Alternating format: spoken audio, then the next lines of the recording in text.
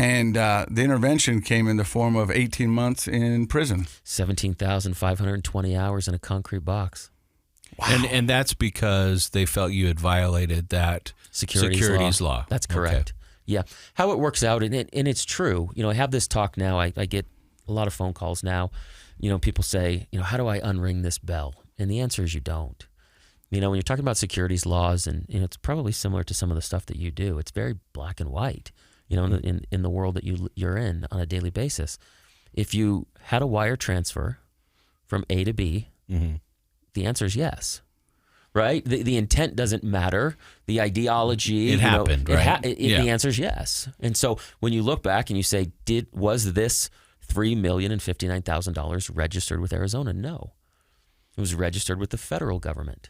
Well, Arizona doesn't need to recognize the federal government in this particular case. And since it was over a $99,000 threshold, you had 66 of them. So you get game time. So all of those, they can prosecute every one of them. My first plea deal was 66 years. Holy cow. That was your first plea deal? First plea deal. I almost passed out. Now, let me ask you this.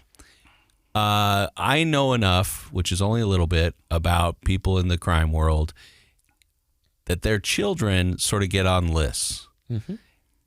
Now, do you think that ever factored into the fact that they're like, he's so-and-so's son?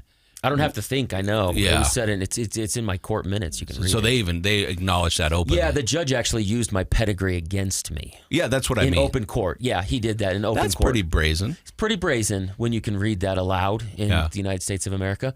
Because technically your dad's crimes aren't your crimes. I mean, according to certain documents that we live by in the United States. Yeah, there's a big document that says that that's the case. Yeah. But I know enough to know that our reputations follow us, and even the reputations of our families. So there are plenty of cases, sounds like yours is one of them, where kids of well-known crime people sort of get an extra federal focus on their business dealings and what they do because there's the assumption that they're gonna violate the law like their fathers did. And there's a much bigger fish that they'll hopefully hook. Right.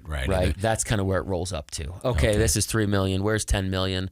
Where's 25? Where's 50? And what's he really into? Where does this really end? If we hold on to him, who can we really get? Yeah. Right. You got to think. So to rewind for folks, I fought this for 6.5 years. Oh wow. Right. And so when you're talking about a first time, non-violent, non-dangerous, non-repetitive, right? Yeah. Whoa. Yeah. Should have been a little deference given. A little bit, that. right? Yeah. Then I'll add this caveat onto it. I sat down with the federal government, the Securities and Exchange Commission, and the FBI. The regional office out of Salt Lake, as a matter of fact, both went through my documents, gave me a clean bill of health. Oh, wow. Wrote a letter on my behalf. They did? True story. Wow. So you would think, okay. That might help, should help. Should, possibly, right? And then this entire time, 6.5 years, never once taken into custody. Never once. So you were at home and... Never once. Never put on house arrest. Never put in transitional home. Never once had the bracelets put on. Never once taken into custody. And so you start to add these things up, right? And you start to look back and you go, okay, this is a young man with lots of dollars. This is a family organization. There's some history here in this particular state. And the judge's exact words, they ring true to my wife every time I say them. He said, I'm going to make an example out of you. Yikes. There it was. And so for me, I wanted his words to be correct. And I was going to prove him right. And I was going to be an example.